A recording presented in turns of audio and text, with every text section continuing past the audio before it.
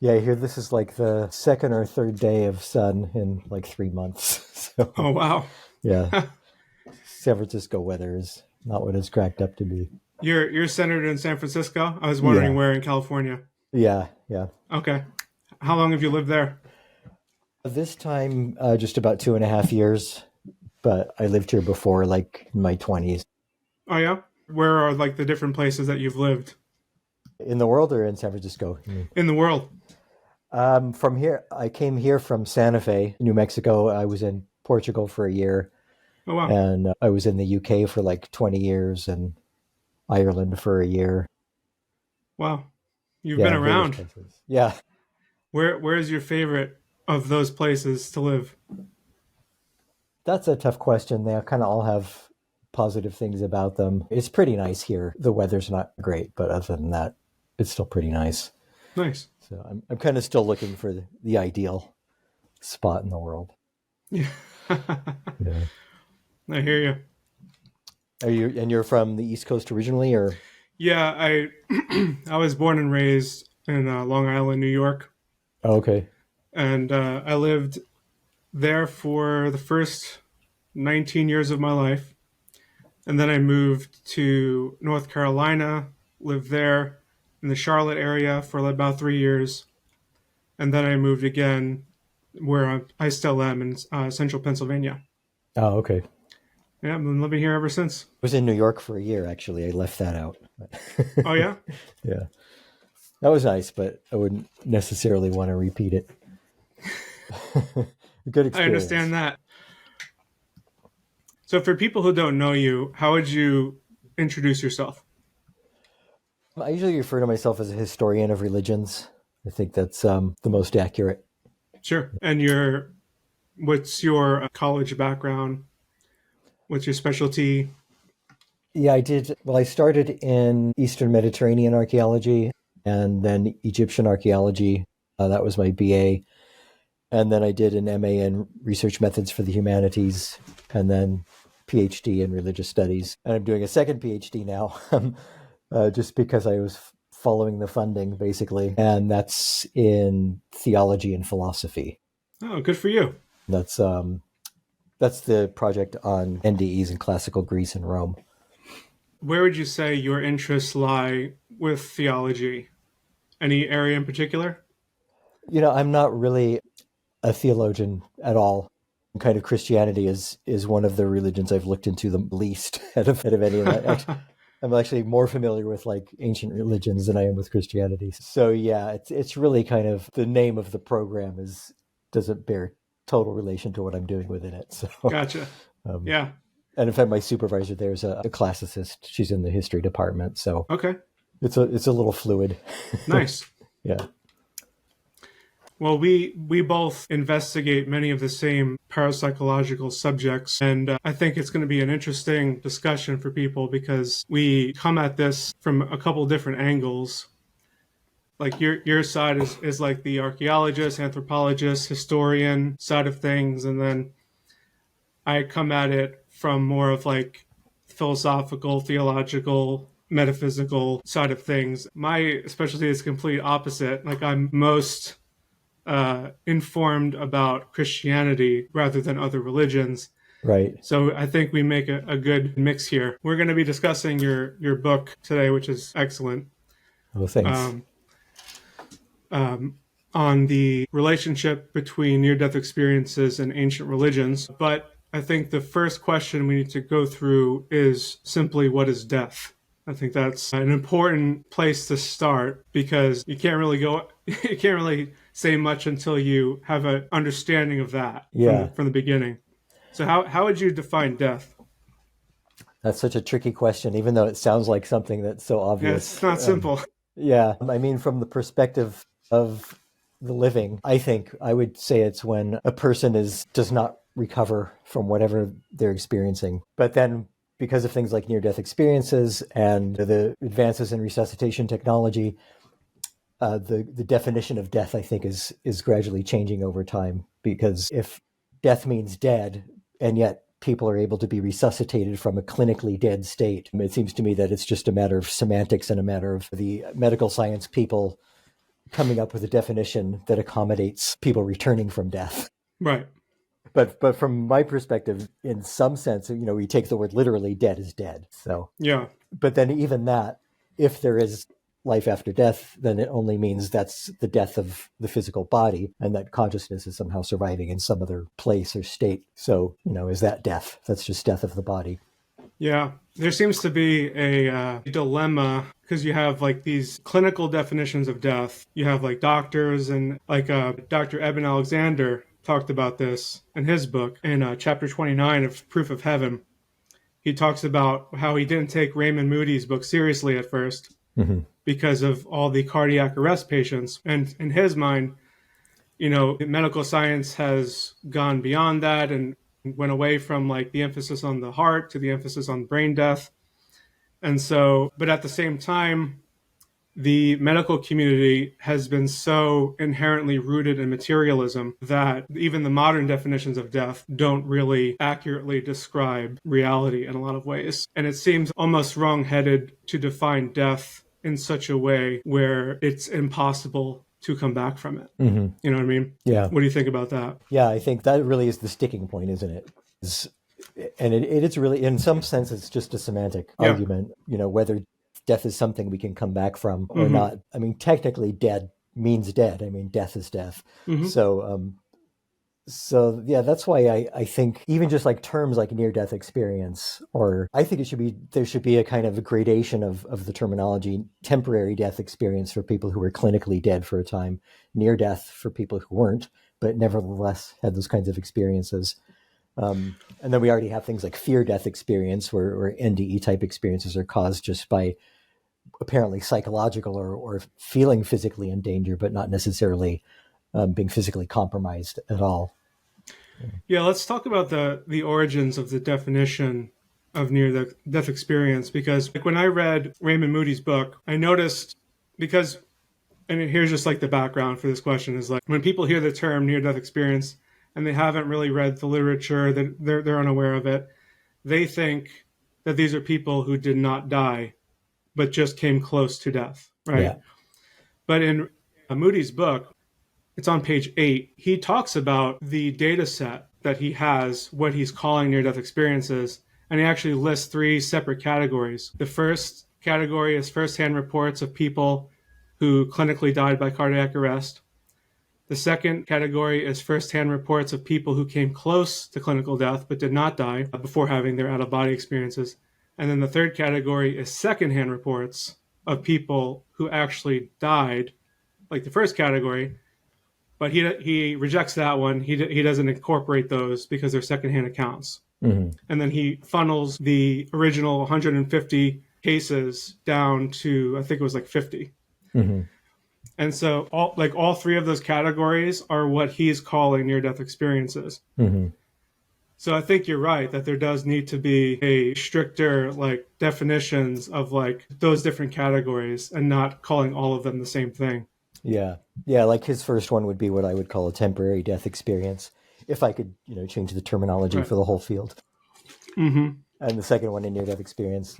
And as I said, the fear-death experience. And then on top of that, there are deliberate attempts, say in shamanism, where people seem to access the same kind of state of being or realm or whatever you want to call it, deliberately through different kinds of practices. Yeah. Well, yeah, we'll definitely get to that. You state that there are 9 core features of NDEs, which correspond to afterlife beliefs. What are those? Yeah, so in the book on near-death experience in ancient civilizations, that was something that emerged from that cross-cultural comparison of those civilizations, that they all shared these kind of 9 stable elements, as if they were imported from one to the next. And they were, see if I can remember them off the top of my head, leaving the body, traveling through darkness, emerging into a realm of light, meeting deceased relatives, meeting some kind of divine being, a being of light, some kind of evaluation of their life on Earth, encountering different kinds of barriers or gateways or places that they couldn't progress beyond. Also, encounters with the person's own corpse, seeing your body. This is all in a sort of symbolic way, since we're talking about religious beliefs about the afterlife. And then being told to return or having to return to the body. That's actually absent in most of the religious accounts, because these are guidebooks about how to negotiate the other world. But these are basically, and deceased relatives. I'm not sure if I mentioned that. Mm-hmm. So yeah, I think that's Good. fine. The difficulties and nuances of deciphering ancient cultures and their behaviors and beliefs may not be clear to the average person. In scholarly investigations, there are moments when one needs to resort to looking at different, more understood cultures as a kind of Rosetta Stone to help translate the more mysterious aspects of less understood cultures. The same exact thing is done in biblical studies with different scriptural passages. But in our present context, this is called, as you say, ethnographic analogy, Mm-hmm. which you define as the idea that a known behavior or belief in one culture might reasonably help to explain artifacts found in another. However, there are also limitations with this as well, which you gave the example of grave goods. Mm-hmm. Can you talk about those distinctions? Yeah, I think the ethnographic analogy is a really good way of trying to relate what we're learning about or reading about in another culture to our own experience. There's another good term for that by Arvind Sharma, a religious studies scholar. He called it reciprocal illumination, which in a way I think is possibly more accurate, because that kind of emphasizes that it's a feedback sort of thing. It's not just us imposing our ideas on other cultures. So I was really careful. I didn't want to make it seem like I was taking this Western New Age idea of near-death experience and shoehorning all these afterlife beliefs into it to fit this model. I was really trying to look at it from a perspective of what's there. That's called phenomenology in religious studies, what the text actually says without my own cultural imposition, and then comparing that to what they say in different cultures, and then how does that fit in with near-death experience? As far as grave goods go, this is a kind of one of these truisms that kind of comes out in archaeology and anthropology over the decades. And the idea is essentially that we can learn about prehistoric afterlife beliefs from their burials.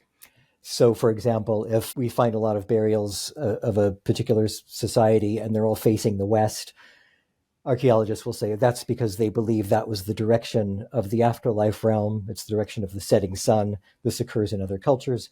So therefore, they're facing west as a way of, that's their entry to the other realm. Another one is that if there are artifacts in the grave, then that shows that they were placed in the grave so the spirit could use the essence of those artifacts in the afterlife, which is what we find in ancient Egypt. And we know that for a fact. But the problem with that is just what I was saying with that, that's not really ethnographic analogy in a way, because that's imposing the meaning that we know other cultures have for those artifacts and those types of burials onto people that we don't know. And there's no way of knowing what they meant by those artifacts. And so there was a really interesting article done way back in like 1969 by Peter Ucko, an archaeologist. And he basically showed through ethnographic analogy a lot of different burial practices in different cultures, how they did not support the archaeological interpretation, what people would think was the most obvious interpretation. So, for example, one culture had swords that they would break and put in the tomb. And archaeologists, the immediate idea was like, oh, that's so they can use those swords in the afterlife. And Ucko demonstrated that in the culture he was referring to, it was to basically stop the power of that sword and stop the power that the spirit would have given to that sword, essentially. In other cases, grave goods were just simply remnants of a funerary feast, and that there was no afterlife belief at all. And those goods had nothing to do with the spirit using them in the other world. So that's one of the reasons I kind of avoided talking about prehistoric afterlife beliefs, because it's just so speculative, which is not to say that some of those interpretations might be right, especially if it's in relation to a society that we know about their later beliefs. But just kind of, again, the idea of a corpse facing west and that proves afterlife beliefs, that I kind of don't buy that. It's not really enough evidence for me. Could you give listeners a succinct definition of global diffusion theory? Yeah, this is the idea that a particular myth or idea or architectural style, even whatever kind of cultural element, originated in one spot and then diffused throughout the entire world. This really gained popularity in the 19th century. So, for example, they would say the pyramids in Egypt are evidence that the pyramids in Mexico must have been built by the same people, because how could two people in different parts of the world come up with the same thing? Or Great Zimbabwe, for example, they would have said that could not have been built by those native people, so must have been built by Egyptians or somebody else, some more advanced technology who went there and built them for them. A lot of this is rooted in pretty racist ideologies that just always assume that these local people didn't have the technology or the intelligence to build their own monuments. So it must be a result of more advanced technology. And this is, of course, at the root of ancient alien type theories of Graham Hancock's entire career, essentially, is based on these kind of hyper diffusionist sort of models. And the fact is, there's no evidence for it at all, essentially. I mean, when you look at the pyramids, again, being probably the most prominent example, the building of the Great Pyramids in Egypt and even the earlier pyramids at Saqqara, these were thousands of years before the ones built in Mexico. There are no shared gods or proper names or artifacts or anything else that would kind of suggest any kind of common culture going on there. I agree with your point with regards to physical proximity between cultures regarding global diffusion theory. And some of the examples you give, the odd cultural similarities in your book. You talk about Mesoamerica and India, that there's an idea that there's the reversal of an earthly order in the afterlife, where your food eats you. Or how in Mesoamerican and Asian shamanism, there's the archetypal presence of the feathered serpent and the jade pearl. The concept of human-animal hybrids. Hybrid gods are found in Mesopotamia, Egypt, and China. And I would add, the Mesoamerican legend of the Yacha tree. That tree of life bears a resemblance to the legendary Yggdrasil tree of Norse mythology.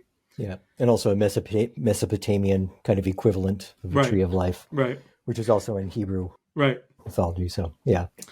And then you note that concerning diffusion theory, that the Indologist Dr. Wendy Doninger argues that there is no such thing as a pristine society, that is a culture uninfluenced by others. And it's more likely that one culture borrowed the story from another, and that the story was independently created in parallel by both cultures. So all that is interesting. And just for the sake of stretching the imagination, let's shift the metaphysical variables away from the materialist physicalism and make the speculation a little more interesting. Do you think it's possible that if there is a, classically speaking, incorporeal, overlapping, etheric dimension to our reality, filled with various spirits or intelligences, one might communicate with through any variety of religious rituals or protocols or NDEs, could isolated societies like China, Egypt, Mesoamerica theoretically be influenced by the same kinds of non-physical, esoteric sources, even though the initiation methods themselves might vary? And further along this line of thought, would this not also explain the presence of head-scratching details, like the presence of the feathered serpent or the jade pearl, appearing in both cultures, shamanism?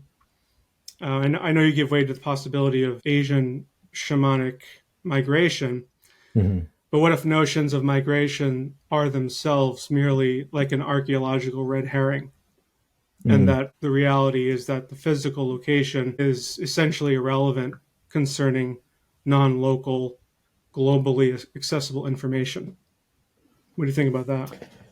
Yeah, a lot to address there. First, I should backtrack a little bit and say, I don't want to overstate the case that there was no diffusion at all in the world. We know, for example, that Siberians came and populated North America, and there's a lot of continuity with Siberian shamanism and Native American shamanism and artifacts and traditions and things like that, mythologies. But at the same time, there are cases where you've got two Native American cultures who are living side by side with different languages, different traditions, totally unrelated. And then you've got them far apart and they're almost identical. So it's really difficult to kind of piece together what happened with these migratory patterns in the past and to what degree culturalism has kind of followed along with people's movements. Another example, just off the top of my head, is the idea that you can't eat food in the afterlife realm because if you do, you have to stay there. That occurs in ancient Greece and in a lot of Native American accounts of what they call Orpheus myths, where somebody goes to the other world and then somebody has to go there and rescue them in a kind of shamanic type myth. There is no possibility at all of Greek and Native American cultural overlap, chronologically, geographically, or anything else. So yeah, whether that could have been, how that idea could have emerged in both of those totally independent cultures is one of the key questions of all this. It happens to not be a feature of near-death experiences, so it can't be explained by that. But as to the point is people accessing the same non-local consciousness kind of states, I would say yes. If you want to take that leap and accept that metaphysical realities like that exist, why not? Sure, that could be a good explanation. But at the same time, I would also say that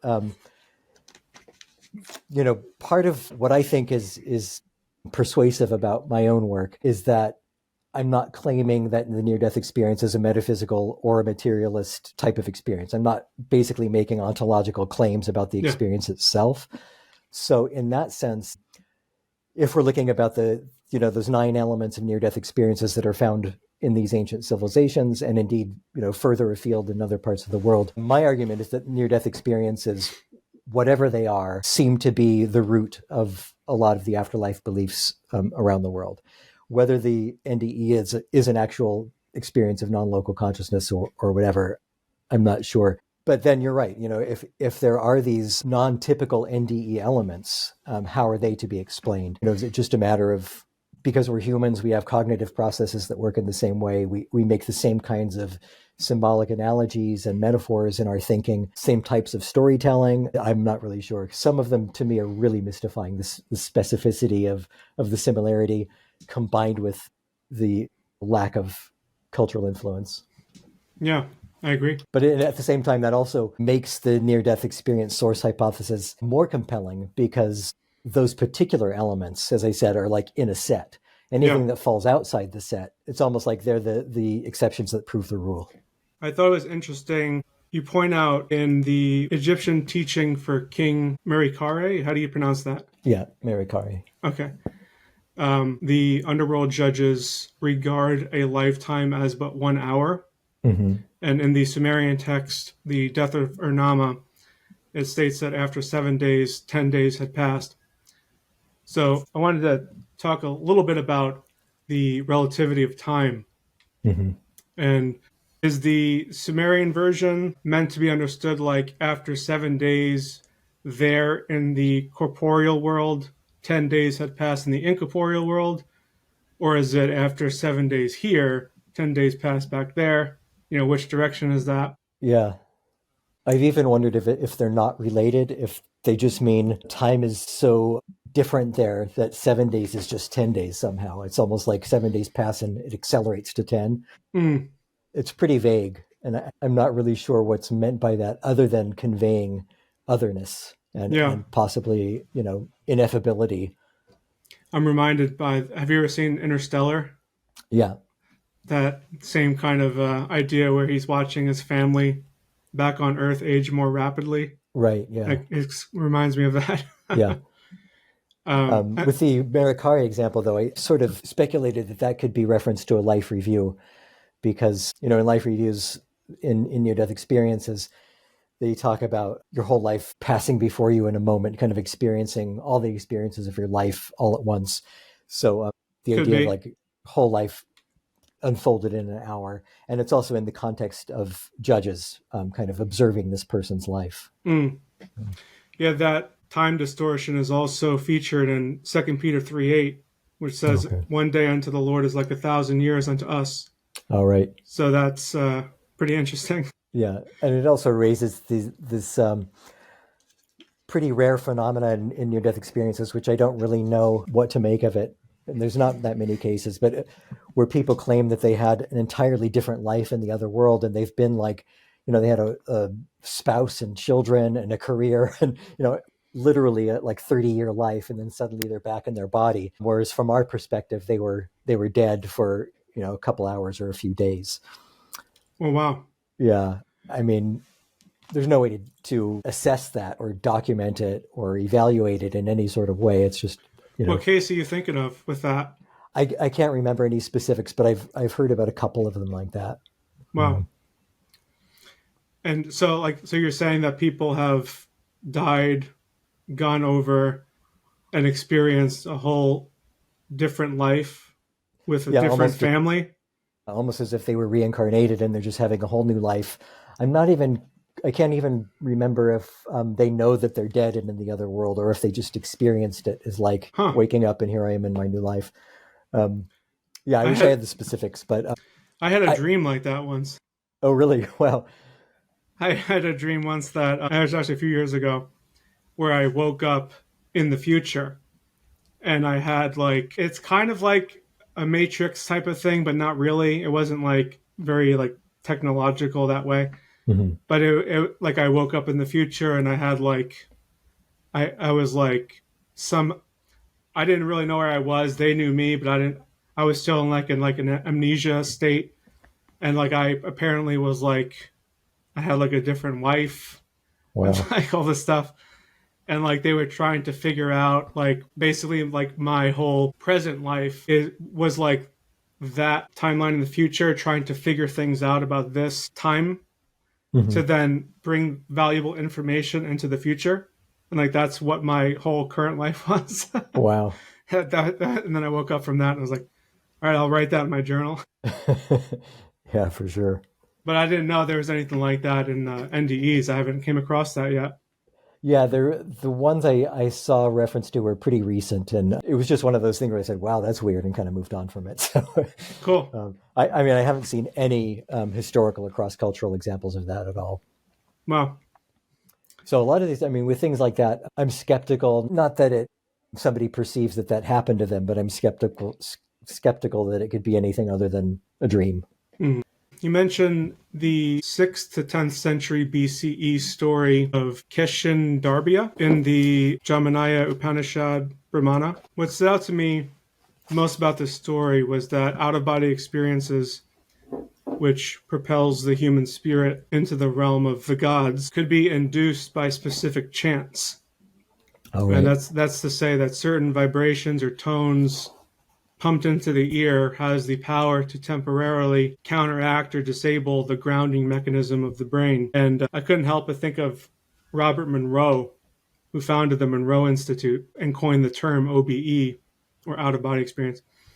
He engineered this audio mechanism using binaural beats, which is two different oscillating tonal frequencies intended Hmm. to synchronize the two brain hemispheres called hemisync and in an attempt to induce this sense of spiritual propulsion.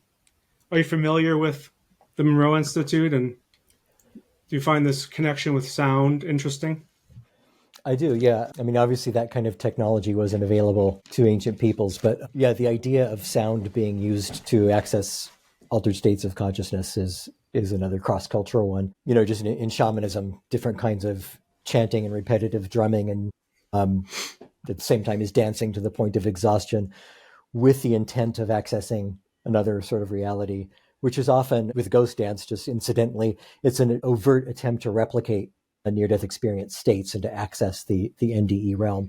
And it is done, yeah, specifically through chanting and repetitive drumming. There's an interesting connection there too with an early, what I call a near death experience myth from ancient India. I only make that distinction because it seems like an NDE, but at the same time, it's presented as a myth and it's obviously mythologized. And it's about a little boy named Nachikitas who is sent to the other world by his father, essentially killed by him. And he questions the god of the underworld, Yama, about the nature of death and the afterlife. And he basically is pestering this god over and over and trying to get him to reveal the secrets about the other world. Finally, Yama does, and he basically stresses the significance of the syllable Om, which is a key. It's the sound of the universe, essentially, in Indian ideology, and is a key chant in Hinduism and Indian traditions. So I think that's the fact that that takes place in an NDE context is significant. Yeah, it's worth mentioning that Eben Alexander uses that. He finds that helpful as a way to describe what he experienced as well. Right. And, it's the secret of transcendental meditation. They give you your one particular sound or syllables that you're supposed to chant. All kinds of religions use. I mean, I know there's chanting in Christian mysticism as well. Mm-hmm. Judaism. Yeah, I can't think of any religion that doesn't have some kind of chanting or vocalizing to attain at least a kind of inner peaceful state, if not a metaphysical state. Right. Yeah. Since you have a background in archaeology and Egyptology, as a NDE researcher, I feel almost a mandate to ask you if you're familiar with the case of the eclectic early 20th century Egyptian antiquities caretaker Dorothy Eady, I am, who yeah. learned directly under E.A. Wallace Budge. Mm-hmm. What do you think of that case? I think she's a really interesting figure. She's very well respected by Egyptologists for the most part. She didn't have a formal education at, Oxford or Cambridge or whatever. She was partly self-taught, partly taught in the process of being hired by Egyptologists, first in cataloging and drawing, and then later in translating and various other straight-up Egyptological tasks. She actually wrote Egyptology publications, and just also happened to believe that she was the reincarnation of an ancient Egyptian. And apparently these, as you probably know, these memories started surfacing when she was quite young. She had this real affinity for ancient Egypt from the time she was a little child. And I think possibly precipitated by an accident. What happened was, she was born to a Christian family, 1904, in London. And at 3 years old, she fell down the stairs to her death. Oh, right. And only the parents are like, oh my God, our daughter died. Let's call the doctor. Doctor comes and she's alive again by the time he gets there. And as she learned to speak, she developed the foreign accent syndrome. Oh, right. And became obsessed with learning everything about Egypt. And the moment she visited the British Museum, the New Kingdom Temple exhibit, she thought that was her home. Oh, yeah. And that was all as a kid, Yeah. she's doing this. She, in her biography, talks about how she struggled with Christianity because she liked the elements that overlapped with ancient Egyptian theology, but was repulsed by the anti-Egyptian polemics inherited from Judaism. And she enjoyed Catholicism more than Protestantism, which her family was Protestant. She enjoyed Catholicism more because of the rituals reminded her of the temple rites in ancient Egypt. Yeah, she eventually pieced together more memories alongside dreams, and she just felt so connected to Egypt. And then she talks about these memories of being a temple virgin dedicated to, I think it was to Isis, named Ben Trashit. Mm-hmm.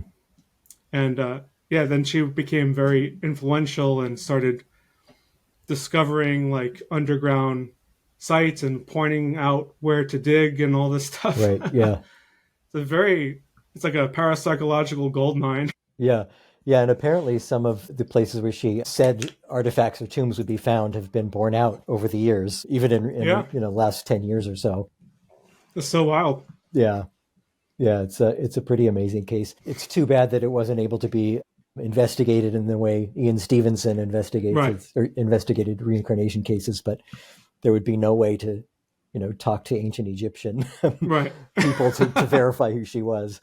But they could, yeah. I mean, if someone had been around when she was a child and could have questioned her about specific memories about Egypt's past, if she had, you mentioned she had foreign accent syndrome. Yep. If she remembered any of the language or anything like that, it could have been ways of testing her. Right. Related, what have you learned, or what are your thoughts about the connection between NDEs and reincarnation? I know you don't focus too much on reincarnation in the book, though you do acknowledge it has cross-cultural affirmations. Yeah.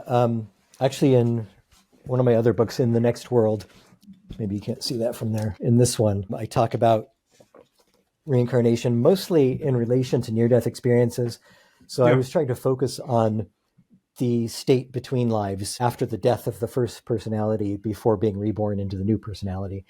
And I found, because I wanted to kind of determine if descriptions of that state between lives were similar to near-death experiences. And I did the same kind of methodology. I used only kind of historical accounts before near-death experiences were part of the popular imagination. And I focused on cross-cultural examples. So I looked at Japan, India, Thailand, Burma. There are quite a few out there, mostly kind of gleaned from Ian Stevenson's work, but a few from the anthropological literature as well. And it does seem to be the case that the descriptions very much are like near-death experiences. There's a little boy named Katsugoro, who there's a recent book about him and other Japanese cases of reincarnation by a Japanese scholar, Okado Masayuki. It's a really interesting book. But he kind of reevaluates this key 19th century case of this little boy who remembered having died in his previous life, left his body, went to another world, met a deity who did a kind of life review type thing, and then decided on his next incarnation and what was going to happen to him next. So instead of being reborn, or instead of being returned to his previous body, he's reborn into this new personality. So that's a Japanese case, you said? Yeah, from the 19th century, called Katsugoro was the boy's name. Wow. Yeah, and there's a the famous Indian case that Ian Stevenson talked about, that Katsugoro case by the way, and I think it's what got him onto that path to begin with, of researching those types of cases. Another famous one was Shanti Devi, who Gandhi actually got interested in, and he went and kind of did an investigation of that case. That's known for all the very specific details about her memory of her previous life. And she was able to tell researchers how to get to her old home. Her previous family members recognized her, all these kind of key evidential type of details. But what's often left out of that is her intermediate state memory, which corresponds closely to near-death experience. Once again, she goes to the other world and meets these kind of spirit beings in robes. She meets Krishna, and she's assigned this new rebirth. So, but when you sort of break on those beings of light, there's relatives, all those kinds of key NDE elements, just happen to be in these reincarnation memory states, intermission states. Yeah, in the Nag Hammadi corpus, like the Christian Gnosticism of the early centuries, you have texts like Pistis Sophia talks about the intermediate state, souls getting reincarnated against their will in these texts because of things they've done in their life, and that they have to, it's like a penalty. So it's even in the, most would call it heretical Christian material, but it's also there. Right. So that's very interesting. And it's in ancient Greece too. The myth of which is the earliest Greek near-death experience. He's kind of witnesses the entire process of reincarnation, and Plato describes in great detail how that comes about. And then there's actually a kind of, it's unfortunately very brief, but Pythagoras had a intermission memory account, and he remembered the state between lives from his various rebirths. So yeah, that a lot of early Christian church fathers mention how, usually in a polemical way, mention how Pythagoras remembered three of his previous lives. Mm-hmm. That was the thing that was well known about Pythagoras. Yeah. Yeah, it's very, very interesting stuff. So I wanted to shift gears and talk about basically debunking myths, things that are commonly said that I found in your book that you disagree with it. So people say ancient afterlife beliefs in Mesopotamia are all doom and gloom. And what's your opinion on that? Yeah, that's something when I first started doing the research, I expected to find. And I was thinking, okay, here's going to be a challenge, because that's different from what's going on in other societies. And I just found that it wasn't true, that it was a completely overblown representation of Sumerian and other Mesopotamian afterlife beliefs. I think it's rooted in the fact that Near Eastern studies grew out of Old Testament studies. And in the Old Testament, there's this idea that there's a kind of shadowy, vague afterlife. So I think people were eager to read that into the Near Eastern Mesopotamian accounts. And there are accounts like that. So one thing that's often held up as an example is some people are just kind of sit around with scattered broken pots, and they're just kind of wandering around aimlessly. And you get this idea of a dark room with a dirt floor. And, but what's not then described is that it's a hierarchy of levels depending on how many sons the person had. So the person with no sons will have that kind of afterlife and maybe just have to sit on bricks and eat bread. And then the person with 2 sons has slightly better. And when you get to the top, the person with 7 sons or whatever has this, almost divine-like afterlife. So to reduce that to the Mesopotamians believed in just this shadowy, vague, unpleasant afterworld is not accurate. And it also ignores many, many countless references, really, of beings of light in the other world, judges, afterlife judges. I mentioned Bilgamesh earlier. The kind of received wisdom in Sumerian studies was that there was no judgment because there was nothing to be judged, because the soul was either annihilated or had that kind of spooky, grim otherworld. That's also not the case. If you have judges, it obviously means that there's somebody that needs being judged and that there's a diversity of fates. There's references to feasting and all kinds of spring waters in the other world. So that was something that I've been thinking about actually writing an article just specifically on that, reevaluating the kind of Mesopotamian, debunking that idea. But it's difficult because I'm not a Near Eastern studies person per se. And as soon as you dip your toe into somebody else's waters, there's a lot of pushback and hostility. And in fact, when I was first doing this, I went on to a Sumerian studies discussion group online, and the comments were things like, "This is what happens when non-specialists come into this." And I said, "Okay, but tell me where I'm wrong exactly." Yeah. I'm looking at the most up-to-date translations of this material from this team at Oxford, and nobody could actually tell me where I was wrong. They just want to tell you you're wrong and leave it at that. Yeah. So there's a lot of closed-minded, stuck-up people in academia. Yeah, unfortunately. But just reading the summaries in the book, you will see it's not a single gloomy, shadowy afterlife. Yeah, even for the common people. Yeah, I think you made that case pretty clearly. Yeah, I don't see how anyone cannot agree with that. And I mean, it's so entrenched that these scholars will kind of go through these mental gymnastics to preserve that idea. So they will say, yeah, admittedly, this text has diversity of beliefs and positive afterlife or whatever, but that means it's not orthodox because it's different than the rest of it. Really? They sound like the fundamentalists. It is. It's very much similar to that. Yeah. Squeeze everything into their little model. Yeah. Instead of changing the model. Exactly.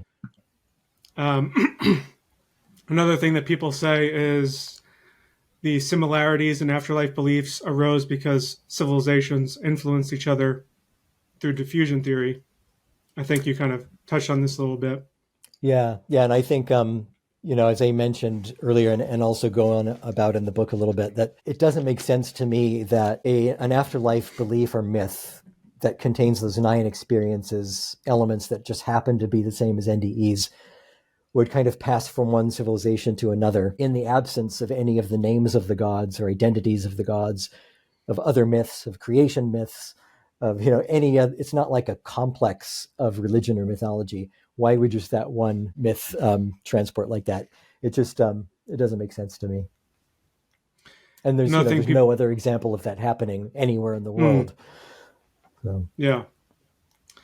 Another thing people say is that the ruling elites created afterlife doctrines to control and regulate behavior through fear of postmortem judgment.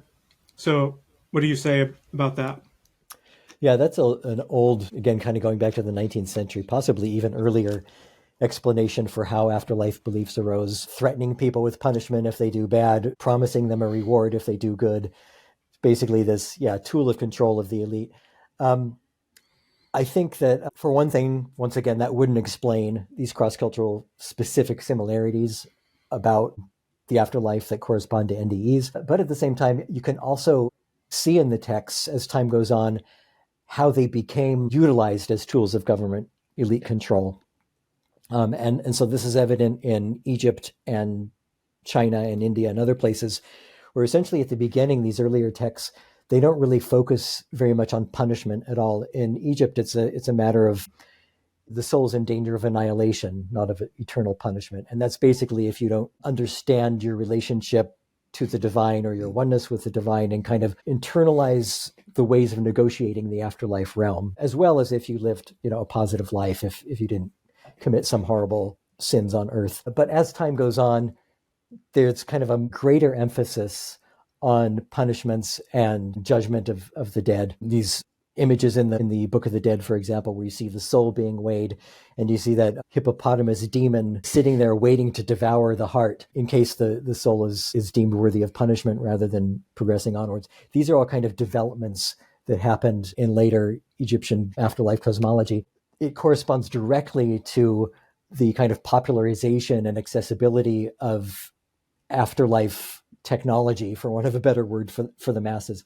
So at the beginning, the afterlife texts were called the pyramid texts because they were carved in pyramids. And that was the only place those are found in the earliest eras of Egyptian civilization. Gradually, they were found on coffin texts and kind of more elite, but not just the royal people could afford them. And then eventually on papyrus and even just like on potsherds. So as more people were able to access these ideas about the afterlife, then I think they became utilized by the upper elites in order to control them. And it's the exact same thing in China, where it was kind of more of a metaphysical afterlife in the earlier periods. And then gradually, as it becomes more popularized, the almost loving descriptions of punishments that fit the crime come out. And they're very specific, like people who gossip will have an iron rod shoved through their tongue for all of eternity, which is... You get very creative. Very creative.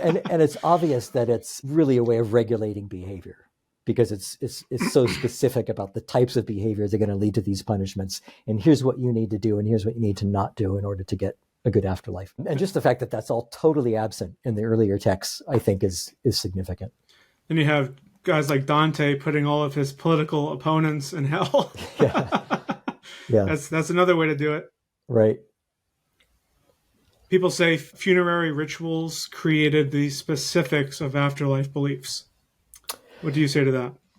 Yeah, that's an interesting one. There's this idea that cultures who practiced cremation believed in the soul ascending to the other world, and cultures that practiced burial believed in the soul going down to Hades. That it just doesn't bear out in the literature at all.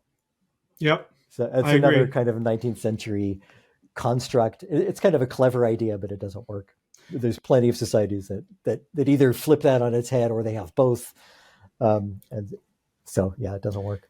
Isn't it funny how like so many of these ideas are like from the 1800s and people just have never updated their frame of mind into modern day? I know. It is funny. And they just keep being repeated over and over as if they're fact. Right. So. People say the afterlife beliefs are caused by dreams.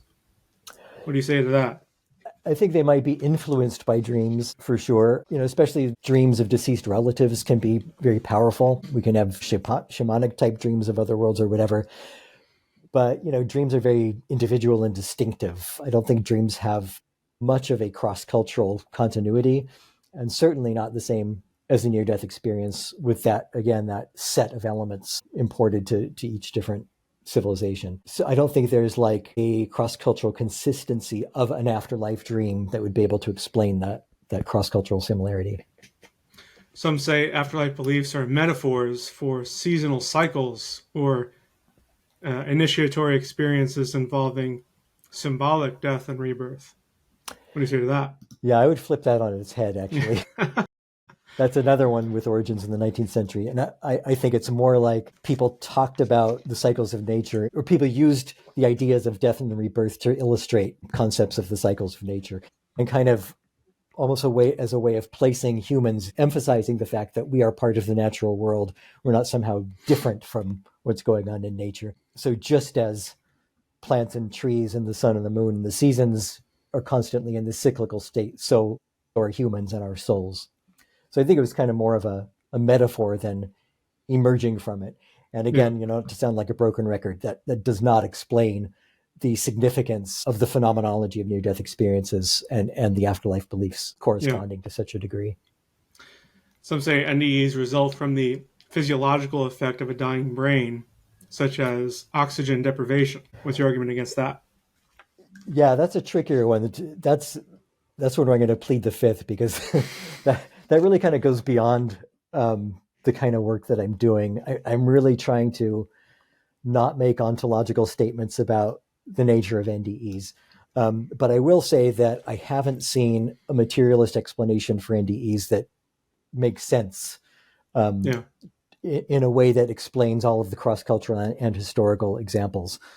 I don't think I talked about this in the book, but one example is, actually I have tons of them, but one is the life review. So this idea that the life review is caused by this burst of electrochemical activity in the brain at the moment of death has been it gets trotted out every few years by materialist scientists and people theorizing about NDEs. The most recent, I think, was just last year, where they were able to get an EEG reading of a dying brain in process, which apparently they hadn't had before. I was surprised to learn this. And they found that, right at that moment of death, or just before it, there was this burst of activity. And so they said, okay, that's the life review. That explains it. Yeah. That explains it right there. That's all the barriers of the brain shutting down, and you're experiencing everything that the brain is containing or compartmentalizing, all kind of rushing at you at once. But the problem with that is that kind of panoramic life review idea doesn't really occur cross-culturally or historically. There's maybe a hint of it here and there. I mentioned the teaching of Merikare or whatever. But for the most part, there's some kind of review, some kind of evaluation of a person's life, but it's not this like flooding of all your memories at once. It's just almost never described in that way in cross-cultural NDEs. Could you say it could show up in history in a different context? Like, I'm thinking of like if some Christian in like the 200s or some has an NDE, has a life review, would they kind of package that together with like judgment narratives? That's like theological judgment narratives that are already like part of the framework? Yeah, I mean, thematically, it's part of the same thing, but I would then question, like, if it's such a profound, transformative sort of experience as people describe it. They talk about it's not just experiencing every moment of your life; you also experience it from the perspective of people that you might have hurt or whatever. So it's a kind of reckoning of your soul in a way. Yeah. It is a self-judgment in a way. Yeah. And there are kind of thematic similarities. There's a Native American account from the 19th century where it's a post-colonial account. So this Native American guy has a near-death experience, and he goes into this room where it's this kind of judgment, and there's a man sitting behind a desk with a long beard, and on the wall behind this man is a photograph of the guy having a near-death experience, and he goes up to look at it, and he says that embodied in that photograph was every moment and every event of his life.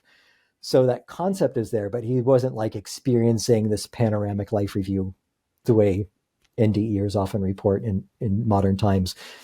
And I just feel like if it were such a profound universal experience of a dying brain, we would have more accounts of it cross-culturally. It might be that it happens at a later stage of the experience, and maybe with resuscitation technology being better now, maybe that's why we have more accounts now. But But to kind of make that claim, and there are other examples, like the reason for being sent back to the body cross-culturally. Usually in the West, it's like, you need to go back and take care of your loved one.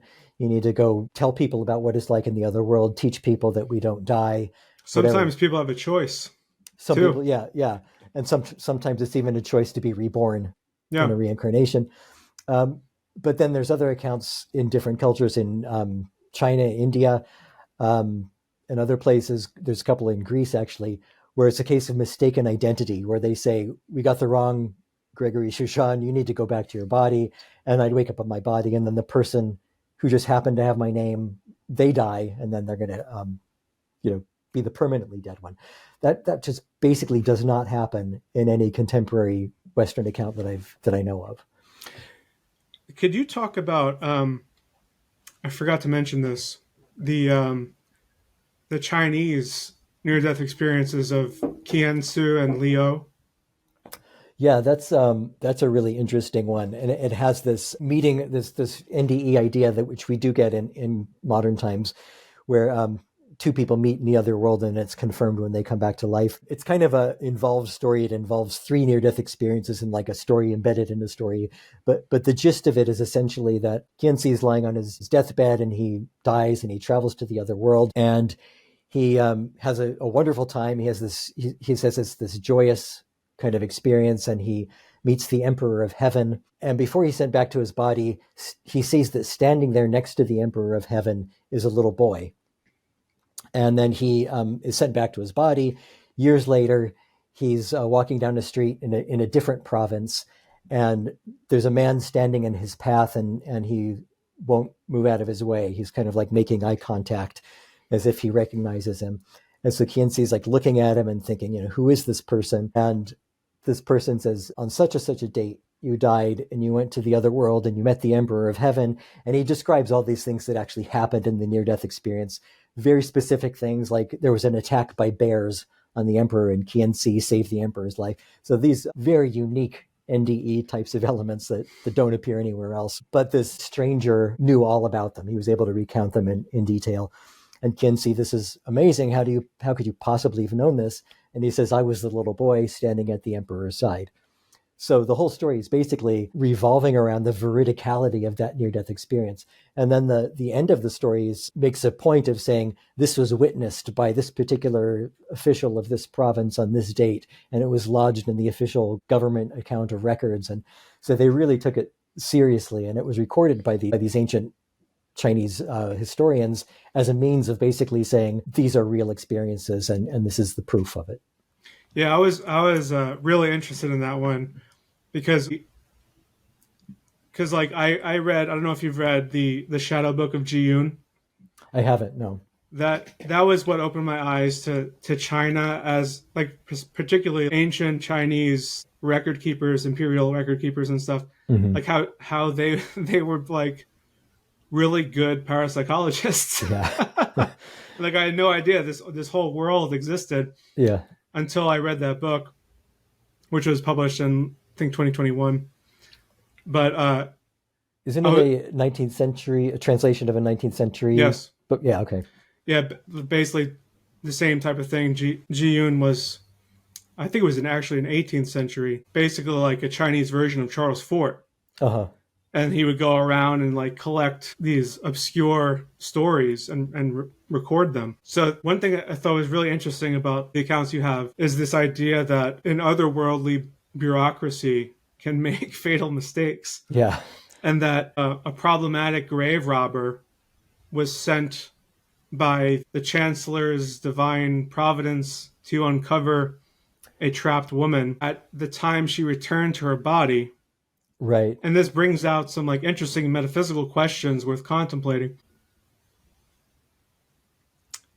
It kind of makes sense how a spirit like enters the role of a god, that they're imperfect and can make mistakes if they're essentially the graduates from our way of life. Because I mean we do that all the time. Despite our best intentions, we make mistakes. Concerning the grave robber, I also wonder about how this message was given and received. Was the message itself morally problematic? Like, go be your grave robbing self, break the law, and try robbing that particular grave right there because you might find something special. Or was it more like a benevolent message, mostly lost in translation, like, hey, there's a woman trapped in that grave, go dig her out? Yeah, that's a funny account. The account of Li O, that's like 350 CE. It starts off as a grave robbing tale, like you say, and almost like a ghost story type thing. But then they explain what actually happened. And it turns out that the guy robbing the grave was compelled to do so by the spirits to free this woman. And so the officials in ancient China didn't even prosecute him as a grave robber because they said he didn't even have a choice. Yeah. He was compelled to free this woman because she was having an NDE. She was basically buried alive. Yeah. Or buried during an NDE state. A providential crime. Yeah, yeah. And then that account also features meeting somebody not known to have died in the other world and coming back and having that verified. So yeah, these are really rich accounts for these kind of things. And I think that's a good example of how they're turned into stories, almost like a legend, because it has this kind of plot device. Maybe it really was the case that a grave robber dug up somebody who was prematurely buried who had just had an NDE, but then kind of constructing this story about around him, how it was the gods who told him to dig her up, and how the officials didn't prosecute him. Some of those things seem a little bit too much like storytelling type traditions, like plot making. So I think with part of the problem with all of these historical accounts is the degree to which they're historical and the degree to which they're mythologized. Going back to the myth of Ur is a good example. The myth of Ur is, one of the longest near-death experience accounts that I can think of. It revolves around a soldier whose name of his father is given, the town he's from, the circumstances of his death, the battle he was fighting, pretty specific things. Which I gotta say, the myth of Ur, anyone who has studied NDEs to any degree, it's pretty obvious that it's an NDE. That it's an NDE. Yeah. But most people because up until now, the classic mode of explaining things like that is to go allegorical or some other explanation. But once you see those two side by side, it's pretty clear. Yeah, but at the same time, it's obviously not just like Ur's raw testimony of what happened. Yeah. It's Plato's springboard to riff on his whole philosophical ideas about the soul and the afterlife and reincarnation and everything else. So it's vastly elaborated. And I think it's like there was a core of an NDE that was real, and he built on it from there. And I think that's the case with a lot of the ancient accounts, if not all of them. So. Yeah, it does seem to be the case. Some people say that similarities in afterlife beliefs exist because the human brain is wired to process existential questions in similar ways. What do you think about that? Yeah, I think there's truth in the idea that we probably are hardwired to believe in an afterlife and in dualism. There's some interesting studies by Jesse Baring, who I think was at Queen's University in Belfast. He's a cognitive psychologist, and he interviewed very young children. He'd show them like a puppet show where a puppet lizard would kill another one, and he would say, what happened to that lizard? And none of them said he died, he's just dead. They all said like, oh, he went somewhere to be with his mommy or whatever it was. So any various experiments like this with young children to just get an idea of how they thought about death and the soul. And he, I think he acknowledged that there's no such thing as a totally unenculturated child. Even at a very young age, you're filled with images and just, things embedded in our language would probably suggest dualistic ideas. But he nevertheless kind of came to the conclusion that it was so widespread on pretty much all of his tests that he thinks that these children are just born with this idea that we are not our bodies, that our soul is something other than ourselves. And I kind of thought about that in terms of my own beliefs. I mean, I was raised essentially an atheist. I had different religious people in my family.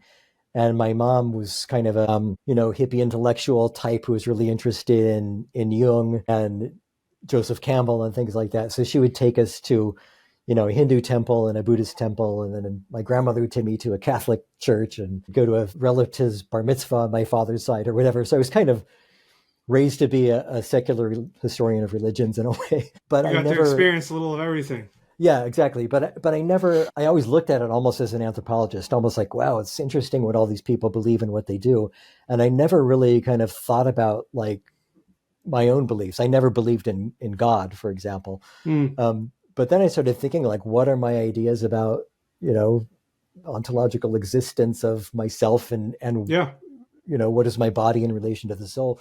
And I did realize that I did have these kind of intuitive ideas that I am not just this physical body, and kind of try to analyze like where that came from. Is it in our language? Because when we talk about our bodies, we use phrases like our bodies. Yeah. As if like possessed. That's something, like a possession. Exactly. It's something other than me. So yeah, I'm at a loss because I do have those intuitive ideas, but at the same time, I wouldn't say they cross over into actual belief because I don't know. The idea of, I guess, the way I was raised, I don't really have a real understanding of belief as opposed to knowledge. Some say the similarities between cultures regarding NDE elements is because they are all universally co-created in a quantum sense by a Jungian collective unconscious from the consensual belief in the afterlife. What do you Yeah, think? that I think is It's a little pretty convoluted. problematic. Yeah, well, I mean, in the purest form, it's just the Jungian archetype idea, but then it's been adopted by some kind of quantum physicists and people who like to draw on quantum physics, on the way they understand quantum physics to explain kind of different states of consciousness and ideas. I think the term quantum woo is kind of descriptive of a lot of this. And I think just the notion of that, I think it was, I can't remember who the critic was. I know Amriko Swamy was one of the main kind of proponents of this idea, but one of his critics said something like, there's not really any valid reason to apply to consciousness the same behavior that quantum physicists can apply to particles. So the idea that, you know, the spooky action at a distance thing or whatever, that you know, something that's happening in this moment is affecting something in another moment in another place, and applying that to consciousness and somehow to NDEs is just kind of a baseless speculation, and it's essentially just an exercise in speculative metaphysical thinking. And I think it's kind of the same going all the way back to the earliest expression with Jung of the idea of a collective consciousness. For one thing, I think it just raises a lot more questions than it answers. For one thing, is like the idea that all humans could have a collective idea about the afterlife is kind of mind-boggling to me, because I don't think we do. The fact that some people believe in reincarnation, the permutations that even Christianity has gone through over the centuries with purgatory and not purgatory, and all the kind of different elements of Buddhism, the different manifestations of Buddhism and Hinduism. I think there is no collective idea like that. It's weird when people talk about that, like as if everyone already believes the collective unconscious is a thing and everyone knows what that is. And it's very question begging. Yeah, It's like exactly. you have to kind of demonstrate that first. Yeah, and I almost see it as like they talk about it as like a well of symbols from which humanity draws, and it's like, how did that well of symbols get there? Where is it? How are we contributing to it? Why Yeah. is one culture selecting some and another culture selecting another? So I think it's I think because it came from this, you know, pretty deep thinking psychologist. I mean, Jung was an amazing thinker, but he was also a very fuzzy thinker in a Yeah. lot of ways, and I think that's one example of it. Yeah. Others say afterlife beliefs were formed by shamanic ritual practices and subsequent out of body journeys. What do you think about that? Yeah, I think that they definitely had a role in afterlife beliefs, and certainly in, At least in certain cultures, right? yeah, yeah, and probably more cultures than we would think. Funnily enough, they don't seem to be present in Egypt, kind of shamanic type figures, but definitely in Mesopotamia, China, India, Mesoamerica, all over the Pacific, all over North America, South America. Africa's a little bit tricky. They didn't really practice a lot of out of body shamanism type stuff. It was more kind of to do with the local ancestor spirits. But yeah, I think because of the fact that near death experiences are spontaneous and they happen to anybody at any time, including atheists, or, you know, it doesn't Yep. matter what your belief is or your ideology or your demographic or whatever. To me, that kind of gives primacy to the near death experience, and also the fact that they do have this kind of a stable series of those 9 thematic elements. Whereas in shamanism, I think a case could be made that there are, you know, shamanic NDEs where people really are accessing the same state of consciousness. Some of those probably are a result of, you know, serious bodily deprivations, whether it's fasting to the point that you pass out, or, you know, doing copious quantities of drugs, or as I mentioned earlier, the drumming and chanting and dancing to the point of collapse. Those are all techniques that, you know, probably not coincidentally are used to access basically a manufactured NDE. Mm-hmm. And within those cultures that are doing it, it is specifically to get to the afterlife state. And often in shamanism, it's for the purposes of soul retrieval. So the shaman needs to get into that state to go after the soul of somebody who's in danger of death, and they bring them back to their body. That person would then have had a near-death experience. Right. So there's definitely a lot of intertwining of those kinds of experiences. Those would would be technically classified as like an induced shared death experience, Yeah. which Yeah, is interesting. exactly. It is. Yeah. But I just think so I think those kinds of experiences, people would have come back from their shamanic experience and said, oh, wow, here's something else I saw in the other world. And it probably added to the afterlife ideas. But, going back to the Native American ideas, for the most part, they had these vision quest shamanic type experiences. They had dreams and they had NDEs. And contextually within their cultures, they made their own distinctions between those experience types. It's not a matter of anthropologists categorizing them. They categorize them. And the most significant thing is that they gave near-death experiences primacy out of all those experiences. They said they were the most significant, the most important, and those are the experiences they trusted the most. Then shamanism, and then dreams. How would you give listeners a more holistic view of the afterlife? Well, I think kind of all of these debunking theories that we've talked about, well, not all of them, but a lot of them have, I think, elements of truth to them and elements that kind of help us to understand any given culture's afterlife beliefs in relationship to afterlife ideas and rituals more broadly. So as we talked about before, the idea of the ways in which elite control helps to steer beliefs in an afterlife and model the way people believe in what's going to happen to them when they die because of the fact that it was manipulated by the elite. So that's one factor, but it's not the origin of the afterlife belief. The cycles of nature thing is also maybe, one factor that can be kind of integrated into this whole idea of why people believe in an afterlife. But I think without the near-death experience as the kind of core around which all those other elements revolve and contribute to, it doesn't make sense. I haven't found a better way to make sense of it. I agree with that. Would it be fair to say that your work, if I were to summarize it succinctly, would say that while cultural particularities and distinctions may explain differences in afterlife beliefs across different civilizations, it seems to be the case that the universal near-death experience nonetheless best explains why similarities exist?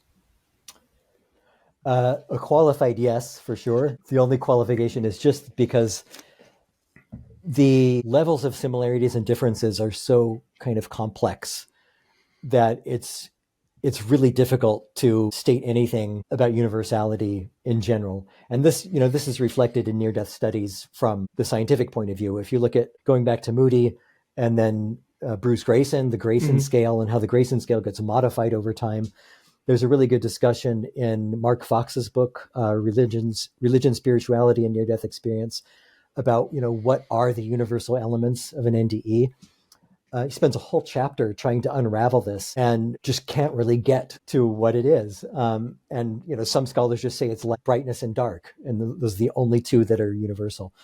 So, well, that also depends on how one defines near-death experience. Yeah, because if you go with like the original Moody thing, you have different experiences all being defined as the same thing. Whereas maybe it could be the case that only the people who have clinical death experience X, and so on and so forth. So yeah, well, and even Moody said, these 15 or 17 elements, I can't remember how many there were, he doesn't know of a single case that had all of them. All of them, yeah. And so then the Grayson scale comes along, where if you have this particular number of these elements, then you had an NDE. I kind of went at it from the opposite point of view. I determine a near-death experience entirely by the context, meaning if somebody apparently died and came back to life and reported having experiences during that time of temporary death, whatever they experienced, if they saw Santa Claus at Walmart, that's a near-death experience. But having said that openness to the phenomenology of the experience, I didn't really come up with any major surprises. Cross-culturally, they generally do conform to at least thematically, to those same patterns. And by thematically, I mean, once again, like you might not have a panoramic life review, but you have a photograph that embodies your life on Earth or whatever it is. Yeah. But there's so many differences. Some people remember traveling back to the body the same way they came. In a lot of Polynesian NDEs, the body enters back through the big toe. In other cultures, it's through the crown of the head. Some people don't remember coming back to the body at all. They just wake up again. So whether these are circumstantial things that have to do with, how dead they were, how long they were dead, or psychological things, what their prior beliefs are about the relationship between the soul and the body, there's still a lot of questions out there to be addressed. And what's been frustrating for me is that the kind of work I'm doing has not really been integrated into the mainstream of near-death studies. You still continually run across statements like, well, from both ends of the argument, if near-death experiences were a genuine phenomenon, you would see accounts cross-culturally, and we don't. So that's shocking. I read that just a year or two ago, and in I think it was a New York Review of Books article. And then on the other side of the coin, near-death experiences are obviously true because they're exactly the same everywhere around the world, and it's like that's not true either. So I think there's got to be some kind of paradigm shift, a little bit more openness to, like, for one thing, maybe not a goal of a scientific understanding of exactly what this experience is, because we might not be able to get to that. Yeah. Or at least you can't have a scientific explanation of things that are beyond science. Well, and especially when you're only considering contemporary Western examples and holding that up as the near-death experience. So unless you can explain all of near-death experiences cross-culturally and historically, rather than just contemporary Western ones, you don't have a theory of a near-death experience that's compelling, whether it's metaphysical or materialistic. Yeah. My approach to NDEs is I look at the evidence sufficient for belief, not evidence sufficient for a materialist scientist deem it as fact. Right. Because those are two different things. I don't need materialist scientists to consider it fact for me to believe something is probably true. Right? Yeah. And that's true for most people. Yeah. Well, so I think NDEs do provide reasonable ground for belief. And it's, our beliefs are based on experiences in pretty much any area of life. And the fact that people who have NDEs, almost nobody comes back and says, I had this weird hallucination. They actually believe it, and they make the distinction, as the Native Americans did, between a dream and a near-death experience. Yeah. I have an audience question that I wanted to throw at you. Zach Rowe writes, I would love to hear Gregory Shushan's opinion on how Christians use NDEs as an apologetic for Christianity. And I wanted to give some background on this question, because Zach and I have talked about this. What he means to say is that Christians have historically hijacked NDE research as an apologetics tool to confirm what they already believe, whether it's an optimistic affirmation that NDEs are proof that Christianity is true, like perhaps a Michael Sabom route, or a pessimistic proof that a singular devil figure wants to convince the world through false NDE experiences that Christians are wrong. Yeah. Like the fundamentalist perspective of Seraphim Rose. The most extreme example of the first group would be Kevin Malarkey, who stole some real NDE themes from others to publish a completely hoax story for profit in 2010 called The Boy Who Came Back from Heaven, about his own son having a neat and tidy Christian NDE. Yeah. Which eventually destroyed his marriage and ruined the life. I think Malarkey probably instinctively knew what many politicians know, that the evangelical demographic is generally pretty simple and often gullible, and will just eat up any story that reinforces everything they want to believe. Whether the story is actually true or not is irrelevant to them. This is a real problem, I would say, in American Christianity, distinctly American Christianity. And it's often caused by an existential paranoia where people are so terrified that the afterlife may not be exactly what they thought or what they believe it to be, that they will either conveniently cherry pick the data and leave out everything they don't like, or sometimes even literally make up fictional narratives to convince themselves that all of their faith claims are still valid and that the ends justify the means because more people will believe in Jesus. So how much of this have you come across, and what do you think about this phenomenon? Again, I mostly know it from a historical perspective, but I am familiar with the debate that was happening with Michael Sabom and Ken Ring and Maurice Rawlings and all that. I do think it's kind of amusing that there's two such diametrically opposed Christian interpretations of like one, it's the work of the devil, and the other one is it proves Christian afterlife beliefs. And it's also interesting that Mormons have actually embraced near-death experiences quite a lot because it's in their better interest to kind of show that miracles can still happen because they happened as recently as Joseph Smith and whatever in their traditions. It's looking at it historically, there's some good parallels in Native American colonization and missionization, examples going back to the 18th century, 1790s, where French missionaries were trying to convert Native American people to Christianity. And they would say things like, they tell them the afterlife beliefs, and they'd say, there's eternal damnation, and you will, be suffering in eternal fire if you don't accept Jesus and blah, blah, blah. And the Native American response was, well, hang on a minute. The person you're talking about, where you're getting your ideas from, lived like, 2,000 years ago or whatever it was, 1,800 years ago. We know somebody who died and came back to life just a couple of years ago, much more recent. He's from our culture. We don't know who you're talking about. We don't know you. And this person told us that this is what happened in an afterlife. So they were essentially giving primacy of belief to an NDE. To an NDE of somebody within their culture rather than to these foreign Christian teachings, as well as kind of reasoning with the missionaries by saying there's not even enough wood in the world to burn in hell to have eternal damnation, which from their perspective is pretty reasonable. And it led the Christian missionaries to this apoplectic kind of fury of calling them insane and demented and accusing them of being in league with the devil, saying that the spirits that they're communing with in the afterlife during their NDEs are actually Satan and that they're deluded. Mm-hmm. So it's the exact same kind of thing that's still going on. Long tradition, apparently. Yeah. Unfortunately. But it's also really curious to me that in Christianity being the entire religion, or I should say religions, because there's such a kind of diverse manifestations, is predicated on the death and rebirth of Jesus. But we don't really know about his near-death experience. There's a couple of brief references in the New Testament to the harrowing of hell, but it's really only in the apocryphal Gospel of Nicodemus that we have like a detailed description of his journey into hell to free the sinners and all that.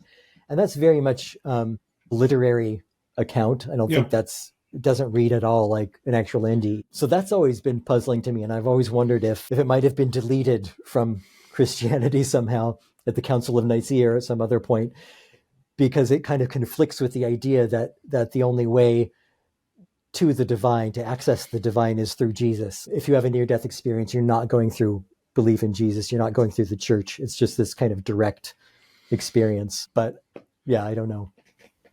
If you were to gauge, like, I remember you made a comment in one of your interviews where you said a lot of people are like writing the same book over and over in the NDE world. So that kind of provoked this question, which is, what's the future of NDE research? Like, where do we go from here? What books still need to be written, and where does research need to go? What I would love to see written is something by either a collaboration or something by a medical scientist, cardiologist, resuscitation person, or whatever, that really does incorporate the cross-cultural material and really tries to develop a theory that encompasses all of that, or at least highlights what they're not addressing and kind of brings to light the limitations of the scientific method as it currently stands. Because for the most part, I mean, there's like two exceptions I can think of from that world, and that's Bruce Grayson and Ken Ring, who even talked about the cross-cultural stuff at all for the most part. Most of the people who've done the cross-cultural work, unsurprisingly, have been historians or sociologists or anthropologists, people like James McLennan and Alan Kelleher. So yeah, I just think that there needs to be a little bit more consideration of that and integration of the different approaches. Like something more interdisciplinary? Yeah, exactly. And less of the kind of, I don't know, maybe taking a step back and instead of like saying we need to see if near-death experiences are proof of an afterlife, we need to seek proof through near-death experiences. Maybe it's more like, let's understand this phenomenon on its own terms rather than trying to I don't know, impose a kind of scientific assessment of it, which maybe is beyond current science. Yeah, But at the that same makes time, sense. I do think that those experiments of putting symbols and images in cardiac wards above the level of the patient in the hopes that they'll have an out-of-body experience and see the image and be able to come back and report it accurately.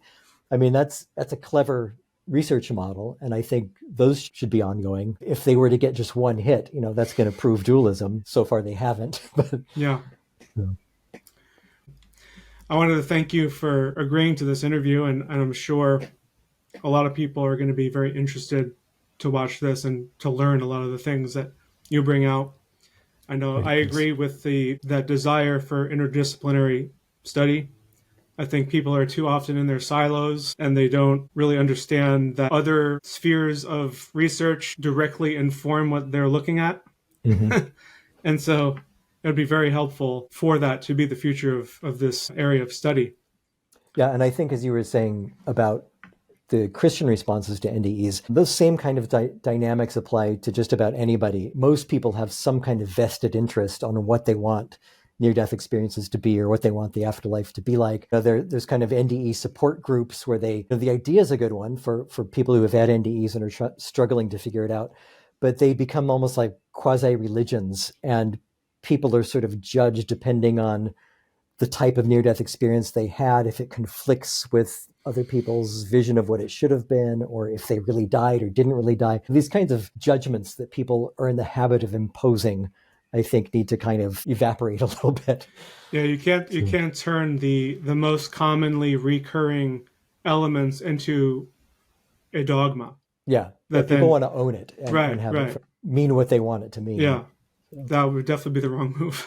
yeah, Well, thank you, Gregory, for joining me today, and you're I welcome. really It's been a appreciate pleasure. this. You have a good Thanks. rest of your day. Thanks, you too. Thank you.